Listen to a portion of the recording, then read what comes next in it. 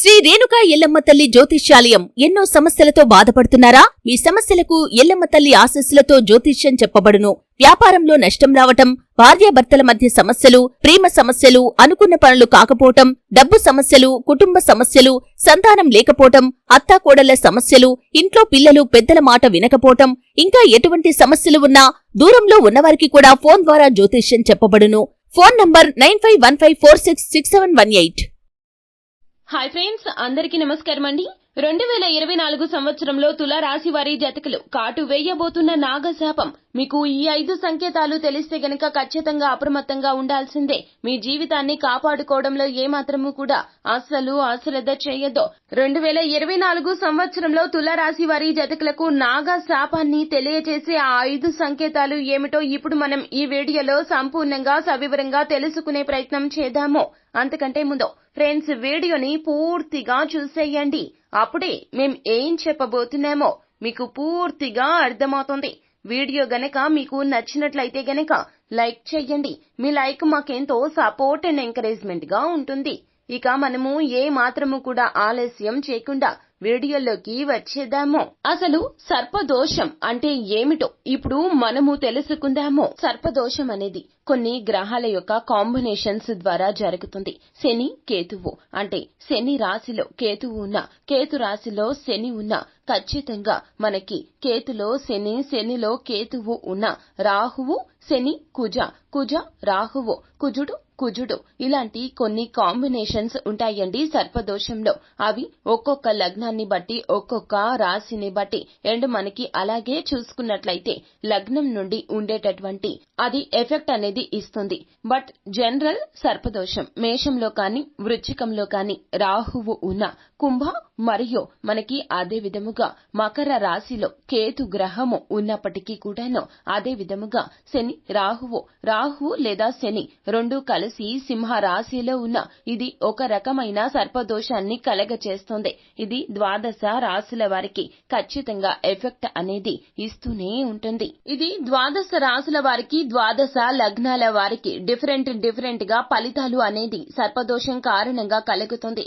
అయితే తులారాశి వారి జాతకులకు సర్పదోషం కలిగితే ఎటువంటి సమస్యలు వస్తాయి, ఎటువంటి సంకేతాలు కలుగుతాయో ఇప్పుడు మనము తెలుసుకుందాము. వీటికి పరిహారాలు కూడా తెలుసుకుందాము. ఫస్ట్ మనము సర్పదోషము తులారాశి వారికి సెకండ్ హౌస్, థర్డ్ హౌస్ లో రాహు ద్వారా వస్తుంది. 6th హౌస్ అండ్ మనము చూసుకున్నట్లయితే 11th హౌస్ కూడాను కుజరాశుల యోగం ద్వారా రాహు ద్వారా వస్తుంది. కాకపోతే ఇక్కడ అష్టమ స్థానము, భాగ్యస్థానంలో కేతు వల్ల ఏర్పడుతుంది. ఇది రాహువు కేతువుల వల్ల ఏర్పడే దోషము. వేరే కాంబినేషన్స్ కూడా ఉంటాయి. అవి సెపరేట్ గా పర్సనల్ చార్ట్ ని బట్టి ఒక్కొక్కరికి మారిపోతూ ఉంటాయి. ఇది జనరల్ గా మనం చూసుకున్నట్లయితే గనక ఖచ్చితంగా ఈ యొక్క పరిహారాలు పాటిస్తే వృద్ధి చెందుతాము. రాహువు తులారాశి వారి జాతకులకు ఉన్నట్లయితే గనక అప్పుడు ఏంటి అనేది చూద్దాము. ఇక్కడ ఒక విషయాన్ని మనం చాలా బాగా అర్థం చేసుకోవాల్సిన విషయము, 2లో రాహు ఉండి చంద్రుడు వెళ్లి అష్టమంలో ఉన్న కేతువుకి కనెక్ట్ అయితే గనక వీరికి ఫినాన్షియల్ గా చాలా వరకు కూడా సంపాదిద్దాము అనుకున్నటువంటి ప్రతి ఒక్క విషయంలో ఏదో ఒక అడ్డంకి కలుగుతుంది. అలాంటప్పుడు నవగ్రహాల్లో రాహువు కేతువు గ్రహానికి రోజు పూజ చేసుకోవాలి. రాహువు కేతువు గ్రహం దగ్గర దీపారాధన చేసి నమస్కరించుకొని వీరి పనులు చేసుకోవాలి. అప్పుడు అత్యుత్తమ ఫలితాలు కలుగుతాయి. అలాగే దుర్గా గణపతి ఆరాధన చేస్తూ ఉండాలి. అయితే సెకండ్ హౌస్ లో ఇది ఏర్పడినందువల్ల తులారాశి వారి జాతకులు వీరికి ఇంకా ఏదైనా మహాభాగ్య యోగం ఉంది అనుకోండి, అప్పుడు వారిని ఇది కాపాడుతూ ఉంటుంది. కానీ ఈ యొక్క కాంబినేషన్ అనేది వీరిని ఇబ్బందులకు గురి చేస్తుంది. అంటే ఎలా అంటే వీరు అన్న మాట, కుటుంబ సభ్యులతో వ్యవహరించే వ్యవహార శైలి, వీటిపై ప్రభావం అనేది ఖచ్చితంగా ఉంటుంది. అదే విధముగా 3వ స్థానంలో ఏర్పడింది అనుకోండి రాహువు, తుల సింహ రాశిలో రాహువు ఉన్నట్లయితే గనక అప్పుడు పర్టికులర్ గా గవర్నమెంట్ ఎంప్లాయీస్ తో కానీ, లేకపోతే గవర్నమెంట్ లో లావాదేవీల విషయంలో కావచ్చు, తండ్రితో లేదా సిబ్లింగ్స్ ఫీలింగ్స్ తో తమ్ముళ్లతోనే కావచ్చు వారు నా మీద అజమాయిషీ చెలాయిస్తున్నారో, వారితో చిన్న చిన్న ప్రాబ్లమ్స్ ఉండి ఇబ్బందులు పడుతూ ఉంటారో. అలా కాకుండా రాహువు 6వ స్థానంలో ఉన్నాడు. రాహువు 6వ స్థానంలో మిథున లగ్నానికి నీచ స్థితిలో ఉంటాడు. నీచత్వాన్ని పొందుతాడు. అప్పుడు మొండితనమైనటువంటి మీకు ఆలోచనలు ఎక్కువగా ఉంటాయి. చిన్న విషయానికి కూడా కోపం వచ్చేస్తూ ఉంటుంది. ఇక్కడ అర్థం చేసుకోవాల్సింది ఏమిటంటే, కోపం వచ్చిన ప్రతి వ్యక్తి చెడ్డవాడు కాదు. కోపాన్ని ప్రదర్శించేవారు చాలా ఓపెన్ గా ఉంటారు. లోపల ఏమీ దాచుకోరు. లోపల మాత్రము చాలా మంచితనంగా ఉంటారు. బయట మంచితనంగా ఉంటారు. కొంతమంది లోపల మంచితనం లేకుండా చెడ్డగా ఉంటూ బయట యాక్ట్ చేస్తూ ఉంటారు. కోపంగా ఉన్నవారు మైండ్ లో ఏమీ పెట్టుకోరు. కోపం వచ్చినప్పుడే ఆ యొక్క కోపాన్ని చాలా బాగా ప్రదర్శించేస్తూ ఉంటారు. ఇలాంటి వారు చాలా మంచివారు. అలా కాకుండా బయటికి మంచితనం ప్రదర్శిస్తూ లోపల కుళ్ళు కుతంత్రాలతో ఉండేవారు అస్సలు మంచివారు కానే కాదు. అలా కాకుండా బాగా ఎక్స్పీరియన్స్ వచ్చాక సైలెంట్ అయిపోయారు అంటే వారు చాలా చూసేశారు, అనుభవాన్ని గణించారు, కావున సైలెంట్ గా ఉంటున్నారు అని అర్థము. ఏంట్రా ఈ కోపాలు ఎందుకు అన్నట్లుగా మాట్లాడుతూ ఉంటారు.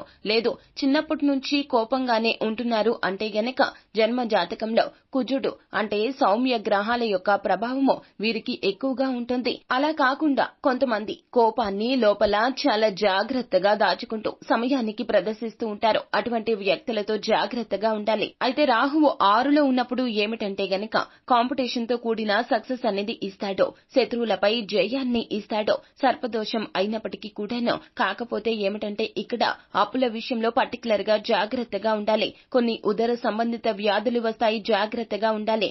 కాకపోతే పాజిటివ్ ఏమిటంటే దీని ద్వారా కొంచెం మంచి ఫలితాలే వస్తాయి. రాహువు సర్పదోషం ఏర్పడినప్పటికీ కూడాను సక్సెస్ రేట్ అనేది ఇస్తాడు. కానీ లాభాపేక్ష అంటే ఇంకా ఎక్కువగా హైకి వెళ్ళాలి అనేటటువంటి పరుగు అనేది చాలా జాగ్రత్తగా చూసుకోండి. ఇబ్బందులు ఎదుర్కొంటారు. అలాగే కేతువు వల్ల కూడా ఏర్పడుతుంది అని చెప్పడం జరిగింది కదండి. అష్టమ స్థానంలో కేతువు ఉన్నట్లు అయితే గనక చాలా కష్టంగా ఉంటుంది. పూర్వీకుల ఆస్తి రావాలి అన్నా కూడా కష్టంగా ఉంటుంది. వీళ్ళు యాజ్ ఇట్ ఈజ్ గా ఆ యొక్క పరిస్థితిని చాలా వరకు కూడా ఎలా ఉపయోగించాలి అంటే, పూర్వీకుల ఆస్తి వచ్చినా కూడా అది అమ్మేసుకుని వేరే స్థిరాస్తి కొనుగోలు చేయటం మంచిదిగా చెప్పడం జరుగుతుంది. ఇమ్మీడియట్ గా సేల్ చేసేసి వేరేది కొనుక్కోవాలి. ఇలా చేయకపోతే గనక ఇబ్బందులు ఎదుర్కోవాల్సి వస్తుంది. అష్టమ స్థానంలో కేతు ఉండడం ద్వారా తండ్రికి సంబంధించినటువంటి ఏదైనా విషయాలలో కొంచెం అలవాట్లు కావచ్చు, లేకపోతే తండ్రికి సంబంధించిన ఏదైనా బిజినెస్ కావచ్చు, దానిలో పెట్టుబడులు పెట్టడం కావచ్చు, వీటికి అన్నింటికీ కూడాను మీకు చెప్పడం జరిగేది ఏమిటంటే, అష్టమ స్థానంలో కేతువు ఉండడం ద్వారా మీకు కొన్ని రకాల ఇబ్బందులు వస్తాయి. కావున వాటిని అమ్మేసుకుని కొత్త స్థిరాస్తులు లేదా కొత్త బిజినెస్ మొదలు పెట్టడం ఉత్తమంగా చెప్పడం జరుగుతుంది. తులారాశి వారి జాతకులకు వచ్చే సమస్యల నుంచి ఖచ్చితంగా మీరు ఇలా చేస్తే బయటపడతారు. అయితే జాతకం అనేది లేని వారికి సర్పదోషం ఉంది అని ఎలా సిమ్టమ్స్ తెలుస్తాయి అంటే, సిమ్టమ్స్ తెలిస్తే గనక వాటిని ఎలా పరిహారం చేసుకోవచ్చో ఇప్పుడు తెలుసుకుందాము. ఇలాంటివి తెలియక చాలా మంది ఇబ్బంది పడుతూ ఉంటారు. చాలా ఈజీ అండి. ఈజీగా తెలుసుకోవచ్చును. అలాగే ఈజీగా కూడా క్లియర్ చేసుకోవచ్చును. చాలా హ్యాపీగా ఉండవచ్చును. అది ఎలాగో ఇప్పుడు తెలుసుకుందాము. చిన్న ఎగ్జాంపుల్స్ అండి. వారికి మాటికి అంటే సంతానం పొందేటటువంటి విషయంలో మిస్ క్యారేజెస్ ఎక్కువ అవుతున్నాయి అనుకోండి. ఏ తప్పు చేయడం లేదు, కానీ జరుగుతుంది అంటే అలాంటి వారికి పంచమ స్థానంలో సర్పదోషం కలిగిందని అర్థం చేసుకోండి.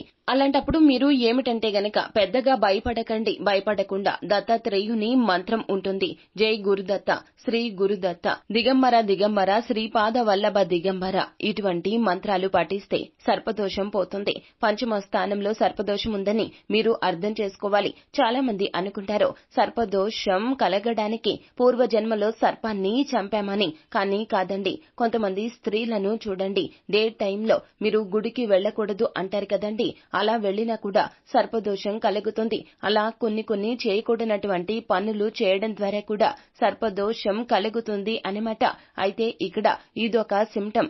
ఇంకొకటి ఏమిటంటే, సెటిల్ అవ్వలేకపోతున్నాను లైఫ్ లో అంటే సిమ్టమ్ ని అర్థం చేసుకోవాల్సింది ఏమిటి అంటే గనక మీకు ఏదైనా ఇబ్బంది కలుగుతూ ఉంటుంది. సర్పదోషంలో దశమం పాడయింది అంటే గనక లైఫ్ లో 40 ఇయర్స్ 45 ఇయర్స్ 50 ఇయర్స్ వచ్చినప్పటికీ కూడాను సెటిల్ ఎవరో అది కెరియర్ పరంగా సెటిల్ అవ్వడం లేదు అంటే గనక వీరికి సర్పదోషం ఉందని అర్థం చేసుకోవాలి. చాలా స్పెషల్ గా మీకు చెప్పడం జరిగేది ఏమిటంటే అమ్మవారి నామాన్ని పఠించుకుని మీరు ఏదైనా పని చెయ్యండి, సర్పదోషం క్లియర్ అయిపోతుంది. దేవి భాగవతంలో ఇది చాలా స్పష్టంగా చెప్పడం జరిగింది. మనం చేసేటటువంటి పాపకర్మల పుణ్య ఫలితమే ఈ యొక్క ఫలితాలు. అమ్మవారి భక్తులుగా మనం ఏమిటంటే అమ్మవారి నామస్మరణ చేసుకుంటే క్లియర్ అయిపోతాయి. దానికి చాలా సింపుల్ గా ధ్యాయేత్ పద్మాసనస్తాం వికసిత వదనం పద్మ పత్రాయతాక్షీం హేమభాం పీత వస్త్రాం కరకలిత లసమద్దేమ పద్మాం వరాంగీం ఇటువంటి స్తోత్రాలు పఠించుకుంటే గనక ఖచ్చితంగా మీ యొక్క ఇబ్బందుల నుంచి బయటపడతారు. లేకపోతే గనక లలిత సహస్రనామ పారాయణాన్ని నిత్యము పఠించండి. ఇలా చేసిన సర్పదోషం నుండి ఖచ్చితంగా బయటపడతారు.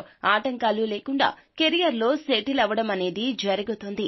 ఓం శ్రీ మాత్రే నమః అని పఠించుకుంటున్నా సరిపోతుంది. నాకేంటి, నాకు అమ్మవారు ఉంది, ఏ దోషం ఉంటే నాకేంటి, నాకు సంతోషం కలుగుతుంది, అంతా అమ్మ దయ్య అని అనుకుంటే గనక సర్పదోషం నుండి బయటపడతారు. కొంతమంది ఉంటారు 20 ఏళ్ల నుంచి వ్యాపారం చేయడం మొదలు పెట్టి ఉంటారు. 1 కాదు 2 కాదు ఎన్ని వేల వ్యాపారాలు చేసినా కూడాను అందులో సెటిల్మెంట్ అనేది ఖచ్చితంగా ఉండదు.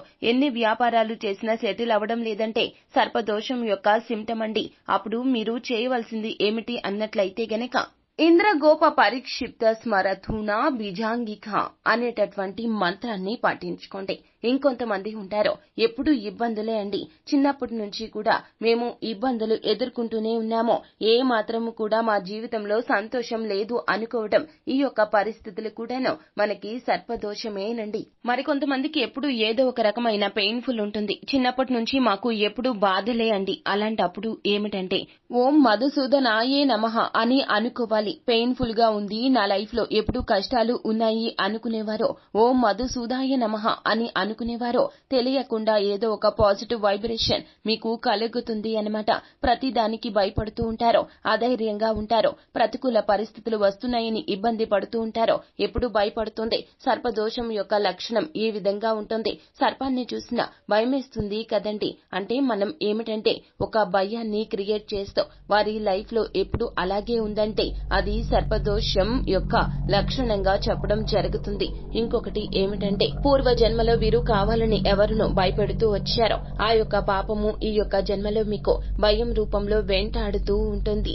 అండ్ ఇంకొకటి ఏమిటంటే చిన్న చిన్న విషయాలకి యాక్సిడెంట్ అవుతున్నాయి. ప్రతిసారి కూడాను మాకు ఏదో ఒక రకమైన ఇబ్బంది యాక్సిడెంట్ రూపంలో వస్తుంది. వీరు చక్కగా ఏమిటంటే గనక కొంతమంది ఉంటారు ఎంతో కష్టపడి జీవితంలో పైకి ఎదుగుతారు, కానీ ఒక్కసారిగా కిందకి పడిపోతూ ఉంటారు. మరలా కష్టపడి పైకి వెళ్దామని ప్రయత్నాలు చేస్తారో మళ్లీ పైకి వెళ్తారు, మళ్లీ కింద పడిపోతూ ఉంటారు. కానీ వారికి ఏమనిపిస్తుంది, మానసికంగా ఏదో ఒక రకమైన ఇబ్బంది వచ్చేస్తుంది. నేను ఎంత కష్టపడినా పైకి వెళ్తున్నా కిందకి పడిపోతున్నా, నేనేం చేశానో, జీవితంలో నా తప్పు ఏమిటి అని ఆలోచిస్తూ ఉంటారో అలాంటి వారికి తగిలింది సర్పదోషమో ఈ విషయం వారికి తెలియదు కదండి. మానసిక అశాంతికి గురవుతూ ఉంటారో అలా ఇబ్బందులు పడుతున్నవారో మీరు చేయవలసినటువంటి చిన్న పని ఏమిటంటే గనక లలితా సహస్ర నామం అయినటువంటి ఈ యొక్క అష్టమి చంద్ర విభ్రాజ దళిక స్థల శోభిత ఈ యొక్క మంత్ర జప పారాయణం చేయండి. ఇలా చేస్తే గనక ఇబ్బందుల నుంచి తప్పకుండా బయటపడతారు. మీ యొక్క స్థితి ఉన్నతవంతంగా మారుతుంది.